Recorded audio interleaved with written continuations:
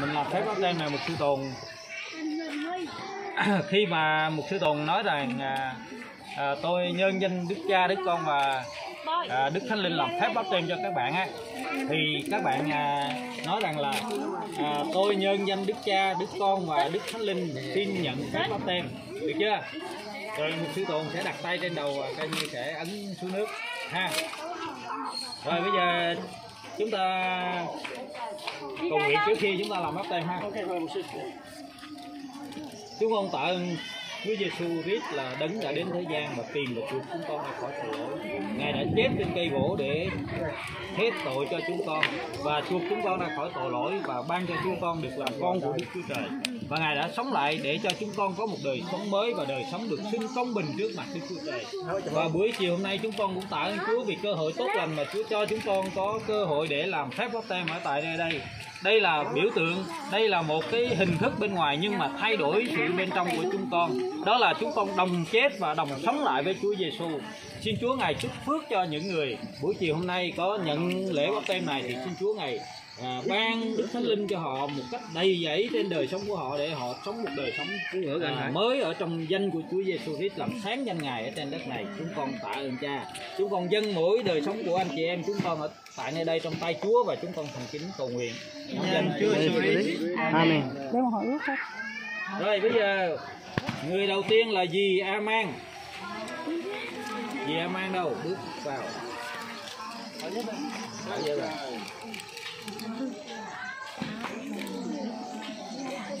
Nó rau ná đàn là do bé qua và cái chai trộn đê trâu em sẽ nói thêm một sư nha.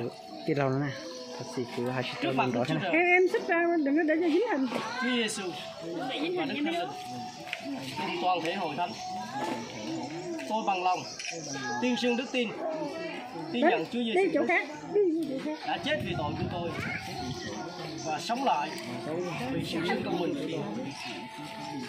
Tôi bằng lòng nhân danh Chúa Giêsu Christ mà nhận phép báp têm. Chối quá. Đó là cái gì mà em đã công khai trước mặt Chúa ha. Bây giờ thì em sẽ làm phép báp têm cho em. Khi sư đặt tay lên đầu thì em sẽ nhấn xuống ha. Rồi. Nhân gì em dì Aman đã bằng lòng công khai đức tin trước mặt Chúa và toàn thể hội thánh. Tôi nhân danh Đức Cha, Đức Con và Đức Thánh Linh mà làm phép báp têm cho em. Cảm ơn, chúng ta cho một tràng pháo tay. Chúc mừng em. Nó đứt nữa rồi chị.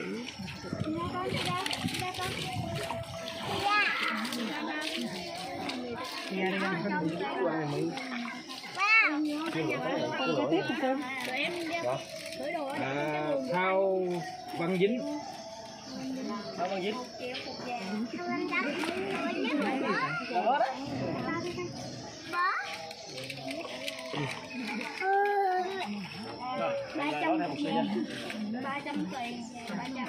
Trước mặt Đức Chúa Trời, Chúa Giêsu, Đức Thánh Linh và cùng toàn thể hội thánh, tôi bằng lòng tuyên xưng đức tin một cách công khai, tin rằng Chúa Giêsu Christ đã chết vì tội của tôi và sống lại vì sự xưng công bình của tôi.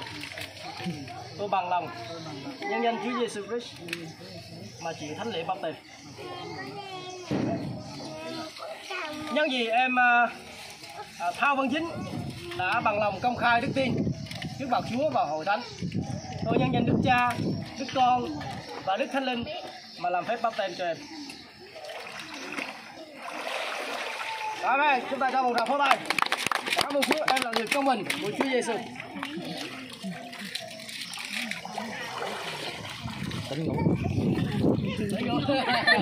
Thị Ly. Thị Ly.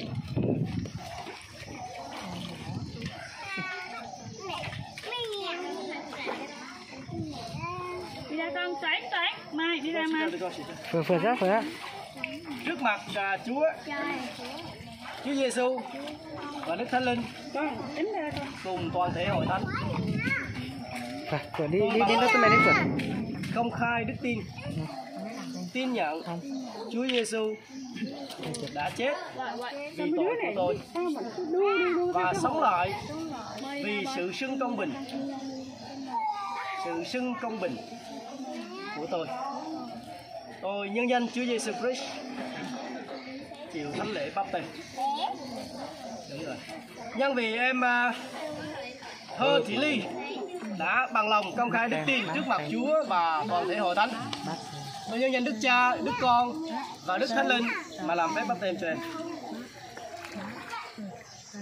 Amen. Chúng ta cho một tràng pháo tay chúc mừng em là người công bình bởi Chúa Giêsu. Đinh Bạch Văn Hóa. Hey.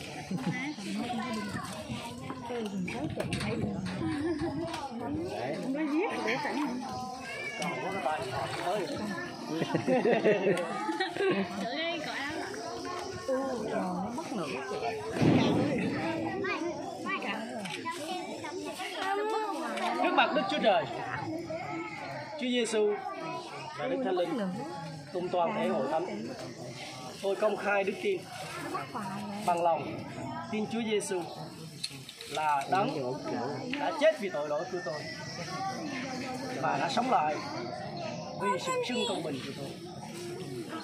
Tôi bằng lòng công khai trong danh Chúa Giêsu Christ và nhận thánh lễ báp têm. Amen.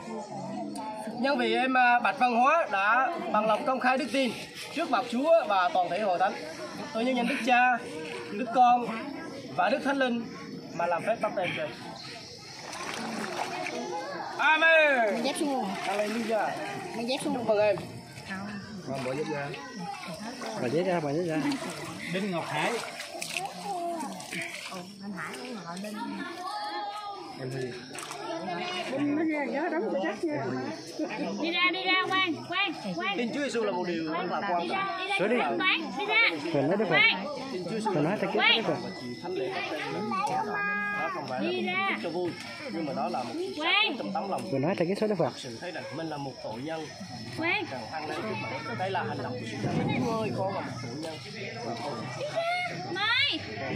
chết đi. Mai đi ra, khoan đi ra. Và con sống Đi lại. ra. Con này ra. Phương à? Phương đi đây. Để biết rằng em với lòng tin ở trong tấm lòng cách chắc chắn và công khai như thế này, Chúa Trời tha thứ tội cho em và em công hỏi thế tội để Chúa Trời sẽ coi. Và em nói thêm một chuyện trước mặt Đức Chúa Trời, Chúa Giêsu Christ và Đức Thánh Linh cùng toàn thể hội thánh, tôi bằng lòng tiếp nhận Chúa Giêsu làm Chúa, làm chủ đời sống tôi. Tôi tin rằng Chúa Giêsu đã đóng, đã chết vì tội lỗi tôi và đã sống lại vì sự xưng công bình Không. của tôi. Trời ơi, vậy Nhân xin em danh chụp Chúa hình. Giêsu Christ mà chịu thánh lễ báp têm. Bây giờ tên gì hơn? Đinh Ngọc Hải. Nhân vì em Đinh Ngọc Hải đã bằng lòng công khai đức tin để tuyên xưng đức tin mình trước mặt Chúa và toàn thể hội thánh, tôi nhân danh Đức Cha, Đức Chúa Giêsu Christ và Đức Thánh Linh mà làm phép báp têm cho em. Amen. Chúc mừng em là người công bình của Chúa. Cho một tràng pháo tay đây để rồi. Đinh Thị Trà My. Để ổ đi. Chứ tao đấm cái hồ bơi luôn. Con qua đây nhìn nè. Đi ra khoan đi. Biết đâu. Ở đây hả?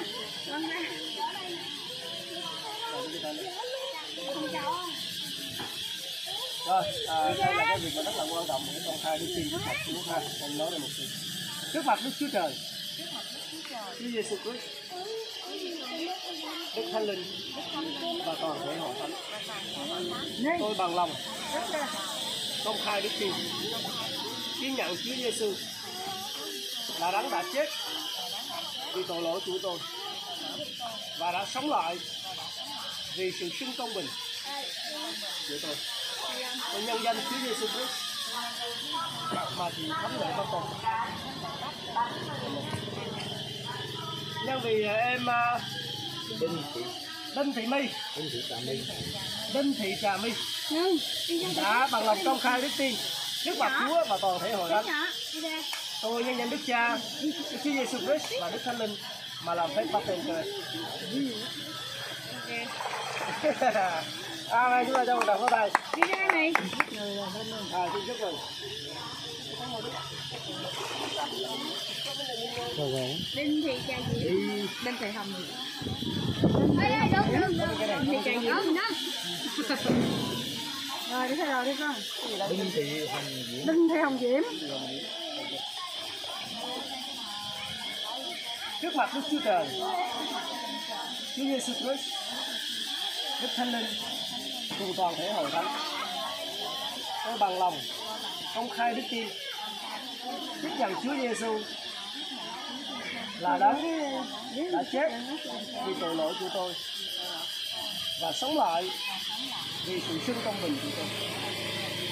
Tôi bằng lòng nhân danh Chúa Giêsu Christ chịu thánh lễ bắt tay.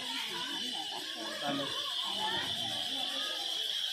Nhân vì em Đinh Thị Hồng Diễm đã bằng lòng công khai đức tin trước mặt Chúa và toàn thể hội thánh, tôi nhân danh Đức Cha, Đức Chúa Giêsu Christ và Đức Thánh Linh mà làm phép bắt tên trên.